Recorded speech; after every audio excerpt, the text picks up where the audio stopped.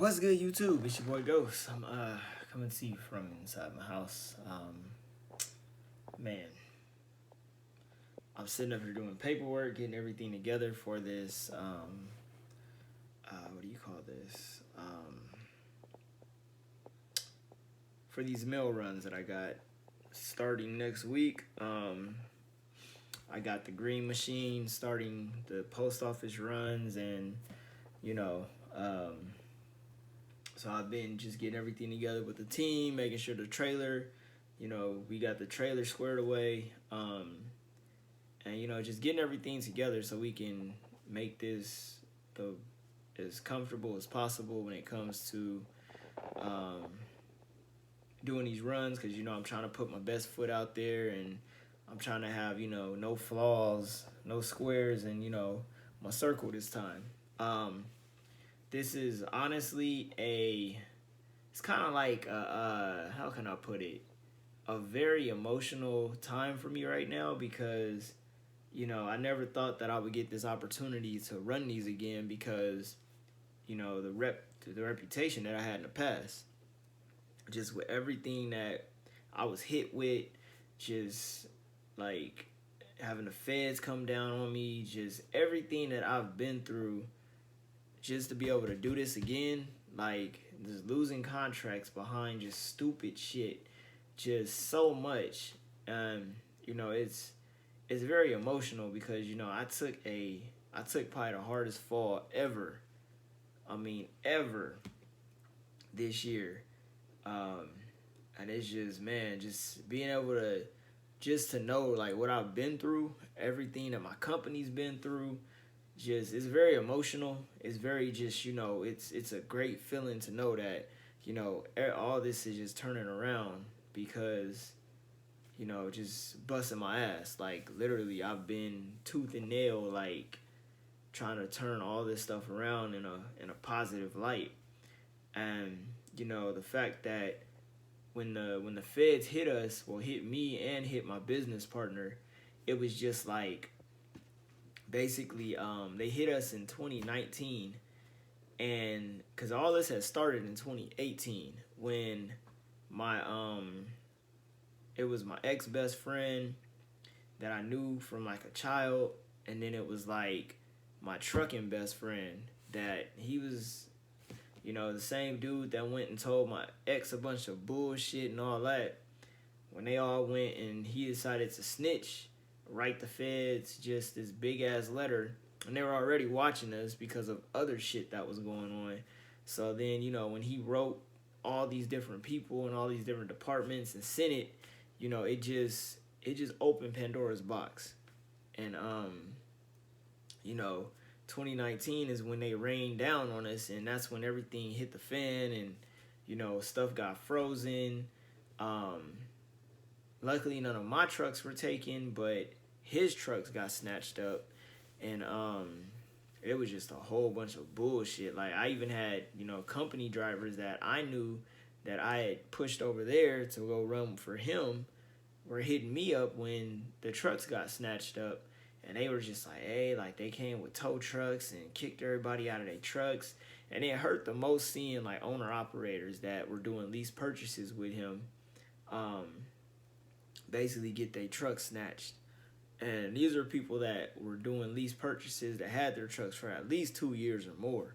I mean, they were dedicated lease purchase, owner ops, and just to get their trucks snatched up, I'm just sitting back like, God damn, that shit sucks.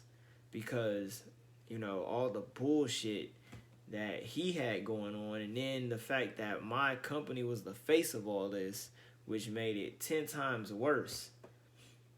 Because, everybody's pointing a finger at me, and it's just like, I had to lawyer up, I had to get a forensic accountant, I had to do all this stuff to prove that, my company was operating by the books, and we had no type of criminal intent with any of the shit that we had going on.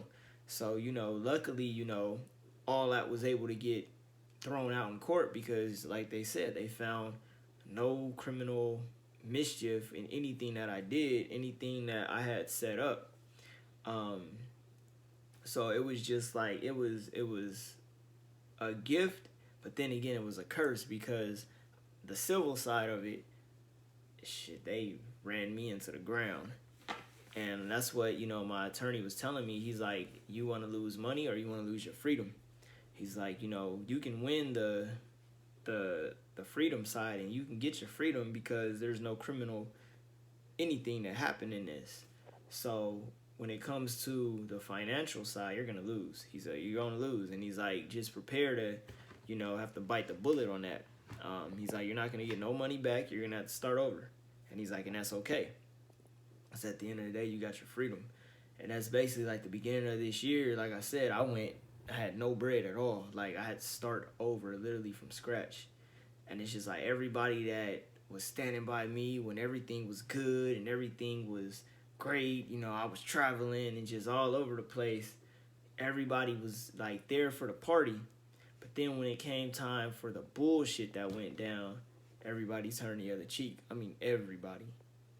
Every single body. I was by myself. And I just remember just sitting down in my house and, I had to move here and, I had to just really sit down and really think, like, how the fuck am I going to get myself back to where I needed to be? Like, I literally just sat down and I just started writing down a new plan. And then, just looking at old notes and just trying to figure out how this was going to work. And it was like the plan I had, I didn't know if it was going to work because it was just like I was scared. Like, I was like, I've never done this before. I had to completely relocate my company. That's how I was able to keep my name and everything else and my DOT. And then it was like, I took a leap of faith to basically move completely out of Cali just to relocate my business.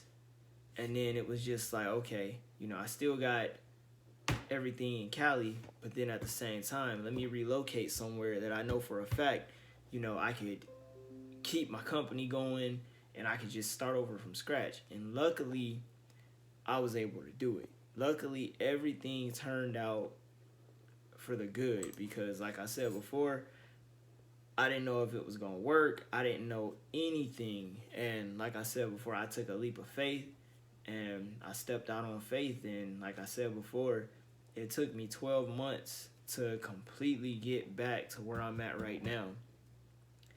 And it's just like, being able to bounce back in 12 months. Like, I'm not all the way back, but I'm basically back in operation. Just everything's copacetic. And to be able to turn around and just see the path and everything that I was hit with this year. And knowing the fact that, I'm about to do these mail runs. I got a truck.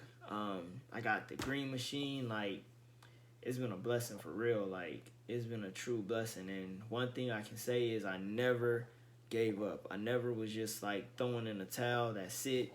Even though there was times where I wanted to, I really wanted to. But I didn't. I just trusted the process. And, like I said before, it's been a blessing, like, for real. Like, this has been a blessing, and this has just been a huge eye-opening experience to, when it comes to just not giving up and just sticking the course.